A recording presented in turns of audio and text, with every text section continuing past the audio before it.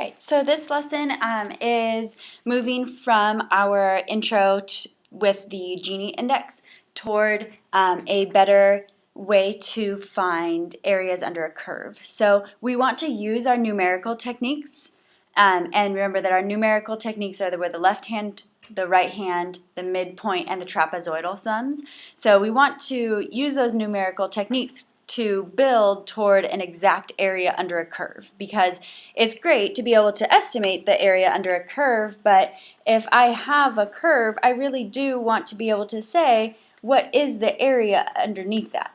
So I can use your left hand, you can use a right hand, you can use trapezoidal to get like really close estimates, but I really do want the exact area under here. So I know that if I do, a right hand or a left hand, I can make all of these little rectangles, and potentially I could make them really small.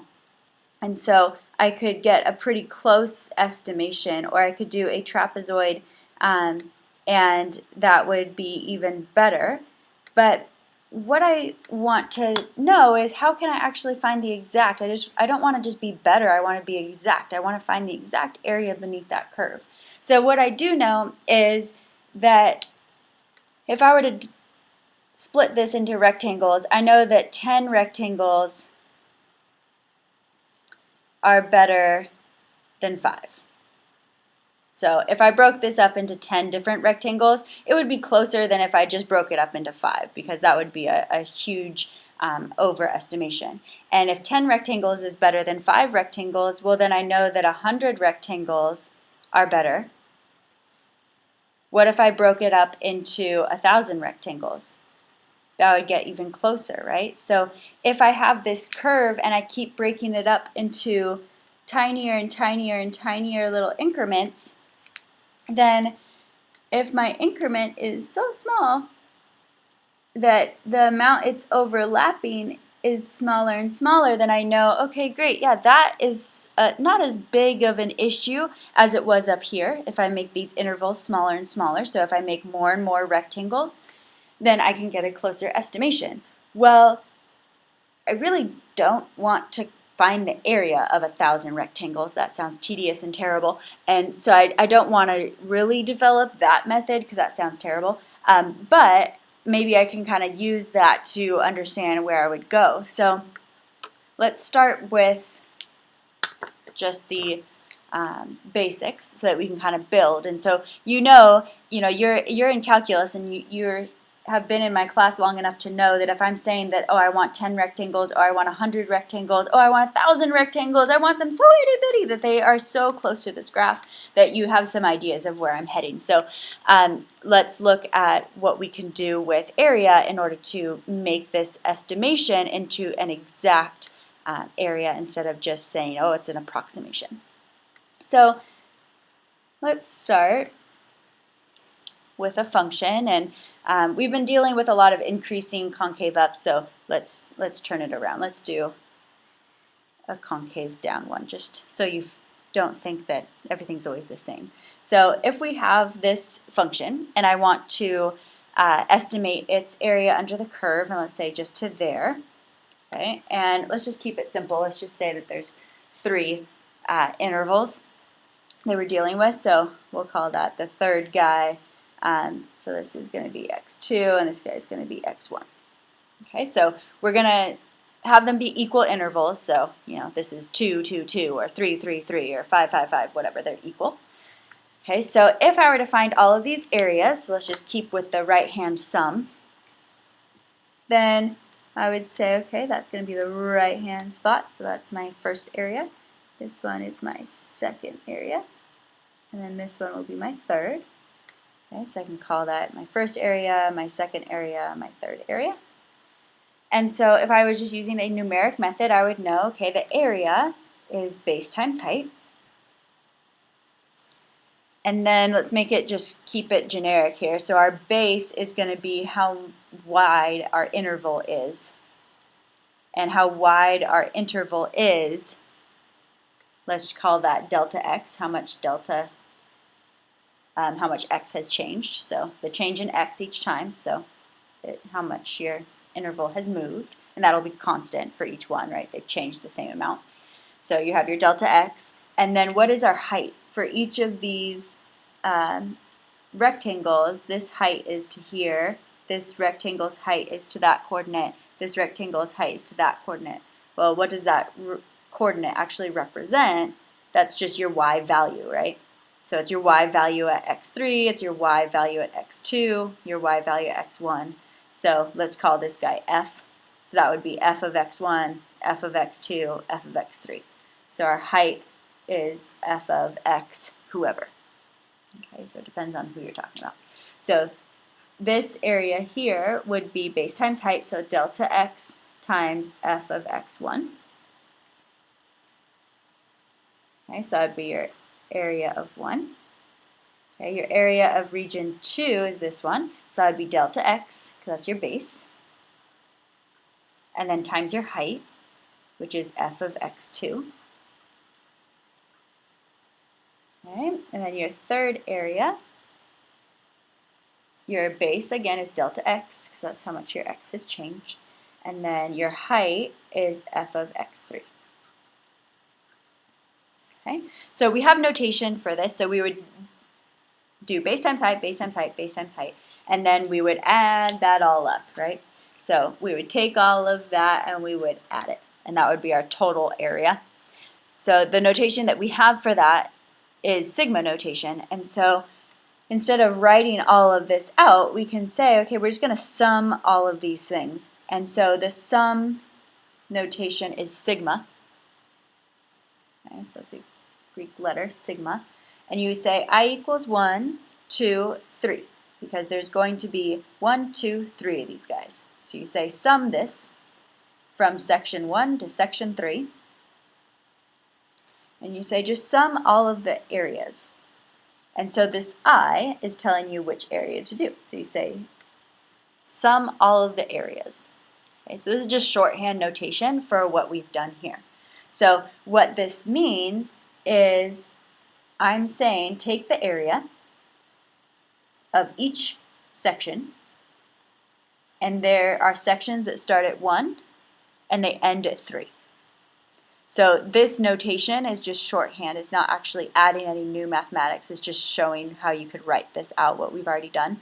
So this means, okay, I'm taking all the areas, I'm adding them up, and I'm going to start at the first one and I'm going to end at the third one. So this is the same as writing A1, because that's where I start, plus A, I get to 3, so I have to go to 2 next, and then go to 3, A3. Okay, so that's sigma notation. Okay, so that's just shorthand for summing things, but it'll make our lives a little easier once we start adding tons and tons of these together. So I took all the areas and I'm adding them all up, and I'm starting at 1 and I'm ending at 3. So if I didn't want to write just the areas, I could also say like what I'm actually multiplying here. So similarly, I could say, instead of just saying sum all the areas, I could say start at 1, end at 3, and really all the areas are always delta x times f of that guy. So base times height, and so your f of x, whichever one you're talking about. And so in this you would say xi, because you're taking the base and you're multiplying it by the height. Start at the first one and then end at the third one. So this is just a different way of writing out this. Instead of having to write x1 and then x2 and then x3, you can just write it once, and that means the same thing. So do this thing, add it up for I is 1, I is 2, and I is 3. Okay? So this is equivalent to just saying, okay, I did delta x times f of x1, then I did delta x times f of x2, and then last one, because it's telling me stop at 3, then I did delta x times f of x3. Okay, so just shorthand for what we are summing. So then I started out by saying, okay, so I have all these guys and I can add all these up. This is going to be an overestimation, and I don't want an overestimation. I want the exact thing, and I know that if I want the exact thing, I'm going to need to make these rectangles super duper skinny. And so if I can make them really small, then I know, oh, I could make it really close to it, and I could get an exact area instead of dealing with estimations all the time. So if I want to make rectangles like this, we go back to what we were originally saying. Well, 10 rectangles would be a better estimation than 5. 100 rectangles would make a better estimation than 10. And then 1,000 rectangles would be even better. So instead of just doing it 3 times, let's do it, 100 times, or let's do it 1,000 times. And I don't want to write this out 1,000 times. And so that's why I like SigmaNotation, because I don't want to write that so many times. So it's your shorthand. So instead of just saying do it 3 times, well, 3 times you can handle. You can write that out. But once I say, okay, now do it 100 times, you're going to be like, no. So now I say, okay, I start at 1, but I want to go so many times. I want to make so many rectangles that this is so small that you are not an estimation, you're actually exact. So I want to do tons and tons. So let's just say I do n rectangles, and n can represent whatever number you want it to be. So we can say delta x and then f of xi, right? So you start at 1 and go all the way to 10. Well, I don't want to just go to 10. Maybe I want to go all the way to 100, or I want to go all the way to 1,000, or I want to go all the way to 10,000. Well, what would make this exact? How many rectangles would I need to make them so incredibly itty-bitty that they actually match this exact curve? So these red ones might not be small enough, right? I can still see red up there. So maybe I need to make it even smaller. And then, oh, it's smaller, right? It's still above, though. Okay, so even smaller. And so I have to make it so incredibly small that like you can't even see anything above the curve. And so what I'm writing right now is still too big. If you zoom in, you can still see like, oh man, my green is still above. So I need to make it even smaller. So I need to make so incredibly many rectangles that these are so skinny that I don't go above the curve at all. I'm an exact approximation. And so we know 10 rectangles would be better. 100 rectangles would be better than that. 1,000 rectangles would be better than that. So now you're probably screaming like, we get it. We need a whole bunch of rectangles. And what's a whole bunch of rectangles in calculus? How many rectangles would that be? That would be infinite amount of rectangles. So I want to go from 1 all the way to infinity. I want so many rectangles that they are so incredibly small that I have an exact area, not just an estimation. So I want this n to be infinity. Well, can we actually count to infinity? No. So what we have to do instead is take the limit. So we take the limit as n approaches infinity. So we're taking that limit because we can't actually count to infinity, right? Infinity is not a number. So we have to take it from 1 to n, and then we see, okay, if we take this limit as n approaches infinity, what will our area be? So we sum all of those. And again, I do not want to write out every single one of those all the way to infinity because I will die doing this. So instead, we make limit and we use our sigma notation so that we don't have to actually write this out a zillion, million, dillion times. So we use our sigma notation, we shoot the limit to infinity. Okay, so what this represents is you're taking base times height, base times height, base times height, base times height so many times, an infinite amount of times, where if you have an infinite amount of rectangles, they're going to be so small that you will actually be mapped exactly to this curve. Okay, and so that is the premise of our lesson. So we are saying then that we can define the area of a region in a plane by saying that we will find the area by finding an infinite amount of areas. So if we find base times height, right, that's still delta x, and that's f of the guy. So your base times height, and you're taking the sum of all of those areas, an infinite amount of rectangles. Okay? And then the way that we actually find delta x is on this interval from a to b. It's your difference of your interval. So say it's like, from 0 to 10. So it's 10 long. So however long your interval is, divided by n. So however many rectangles you have. Okay? And then, of course, your x needs to stay between your I minus 1 x and then your I. Okay, so In order to use this notation, we need to kind of understand sigma more. So we'll do more of this on Thursday, but before we can do this on Thursday, I need to make sure you are okay with sigma notation. So sigma notation is very useful, and there's a lot of patterns that happen with sigma notation. So the sum is what sigma stands for. So sigma of AI from 1 to n just means take all of the a's from 1 all the way to n and add them all up. So n could be 10, n could be 20, this one doesn't have a limit. So it's just however many n's you need to do, and you just add the things up. Okay, so all that sigma means is just add them all. So in these, so if you're looking at your first example, evaluate your sums. So if you are evaluating your sums for I from 1 to 6, so you just plug it in. So your I is your variable, so you plug in your first one. You say, okay, so first I is 1. Okay, plus, who's your second one going to be? 2, right?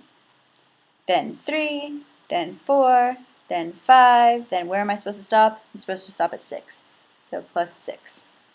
So then I add all those numbers up, and I find that my sigma is 21. Okay. My next one is I plus 1. So again, I is your variable, so you're just plugging in. You're going to start at 0 this time. So your first one is 0 plus 1, plus. Your second one, you're going to go all the way to 5, is 1 plus 1. Okay, so every time I'm just plugging into I. My second one is 2, or my third one is 2 plus 1. Then I'm 3 plus 1. Where am I supposed to go to? Till 5, right? So then I'm 4 plus 1, then I'm 5 plus 1. Okay, and then you end at 5 because that's where it ends up here. So then you add all those numbers up. So add 1 plus 2 plus 3 plus 4 plus 5 plus 6. And so when you add all of that up, you also get 21. Well, that's fun. Also maybe confusing. That's just for fun. Okay, so that kind of looks at your first pattern. Well, what was the difference here? This is I plus 1 and this was just I. So it makes sense that if you're adding 1 each time you started at 0, that you'd end up with the same number over here. Okay, so just something to notice. Okay, your next one is I squared. Okay, so this one you start at 3 and you end at 7. So you just plug it in. So you start at 3, so 3 squared, plus 4 squared, plus 5 squared, plus 6 squared, and then I'm supposed to stop at 7, right? So then plus 7 squared. So you just add up all of those perfect squares. Okay, and when you do that, you'll get 135. Okay, so all of your sums are just you plug in whatever you have at I, and then you plug in for each number from the bottom to the top. So whatever you do, this one said to square it, so you squared every single one of those. This one said to add 1 to it, so you added 1 to each of those. And this one is just plain old I, so you just added numbers. Okay. All right, so your next one, okay, this one you square it and then you add 1. So you say, okay, I'm starting at 1, so I just plug it in. So 1 squared plus 1, 2 squared plus 1, 3 squared plus 1, 4 squared plus 1. Where am I supposed to end? Oh no, n. Okay, and n, I don't know what that is, so I'd have to just do it like forever and ever until I get to n. Okay, so this is an issue here, so I don't know what to do with this. So if I'm just adding and adding and adding, like who's n? Okay, so if I don't know what n is, I wouldn't know how to stop. Okay, so you know how to do them with numbers. So this example is just to show you like, what do I do now? So if you go to an n, there's theorems to help you. Okay, so if you're not sure where to end, you could do this, for the rest of your life, and you're never going to get to n because you don't even know who he is. So if you have that, okay, there's some theorems that can help you out. So in general, theorems for your sigma. So if you're taking a summation and you are just taking it of a constant c, then when you do all of your summations, your answer is just going to be c times your top limit. Okay, your second one, if you have a constant c, you can pull out the constant outside of your sigma. Okay, your third one, if you have a sigma with 2 different functions, you can split those functions with each of their own sigmas. Okay, and then 4, 5, 6, and 7 really help you with a lot of time saving because this gives you a formula instead of sitting here and adding 1 plus 2 plus 3 plus 4 plus 5 plus 6 plus 7 plus 8 plus 9 plus 10 plus blah. Because if you know that your I equals 1 to like 100, you don't really want to add that so many times. But if you know this formula, then you don't need to actually sit there and add. You can just use this formula. So let's use this up here. Had we known this theorem, then when I got this example, I have that it's from 1 to 6, right? My n is 6 here. So I would do 6 times 6 plus 1 divided by 2. So that's 6 times 7, 42, divided by 2. Ah, it worked. Okay. So in this one, it wasn't a big deal because like adding just to 6 is not terrible. But if it was to 100, I'm not going to want to sit here and add all these numbers up all the way to 100, so I can use this theorem and it'll make my life much easier. Okay, so then similarly with like I squared, I could have done that with this one. Instead of squaring, and then adding them all up, okay, this one is easy because it's just from 3 to 7, so that was nice and easy. But what if it was like from, 1 to 124? You do not want to sit there and square all of those numbers. That'll take so long. So you can use these instead. So be efficient. If it's faster just to sit there and compute it, then sit there and compute it. If it's going to be faster to use one of these formulas, use them. Okay, so they exist. So you should have those so that you can use them in our next lesson. Okay, so always know that those are usable for you. All right, so let's do 2 examples, and then you'll be good to go for Thursday. So your first one, okay, A, is to evaluate those sums. So you have I times 3I minus 2. So let's first just start by distributing. So that's the same as the sum from 1 to n of 3I squared minus 2I. Okay, and then you know from your theorems that you can split these into their each of their own sigmas. So I can say that that's the same as I to 1 to n, 3I squared minus sigma I equals 1 to n of 2I. Okay, and now I really want to use these formulas because that would just end my problem here. But I have numbers, so I have to get rid of the numbers first. But then I also see in this one, I can pull out numbers, right? This number C can be pulled out in front of the sigma. So let's do that. So pull out this 3. And then you just have I squared left. So from I to 1, I equals 1 to n. And then minus pull out that 2. I equals 1 to n, just I. Okay, so now I just have I squared and I have I. So then I can evaluate that by using I is n times n plus 1 over 2, and then I squared is that mess. So I have I squared, okay, so I squared is this one, so this is the equivalent of 3, okay, the 3 is still there, n plus 1, 2n plus 1, all over 6. And then minus this one, I is here, so n times n plus 1 over 2. So this 2 is still there. And then it's n times n plus 1 all over 2. Okay. So then from there you just need to combine like terms and make one large fraction. So you know that the 2's would cancel. Okay. You might actually not want to cancel the 2's if you don't want to. You could make a common denominator too of 2, because these would cancel, that would become 2, so maybe leave that common denominator. So then if you factor, or I guess distribute out these guys, you would get 2n cubed plus n squared plus 2n squared plus n. Okay, and then minus, if you distribute out this one, you get 2n squared minus 2n. Okay, and then they're all over that common denominator of 2. Okay, so that was just factoring out. And then your 2, a couple of different things will cancel out. So you have a positive 2n squared and a negative 2n squared, so those guys would cancel out. This would become just a minus n. Okay, and then And that should be it. So you have 2n cubed plus n squared minus n all over 2. So that would be your final answer. So you just need to simplify enough that it's all one term. Okay.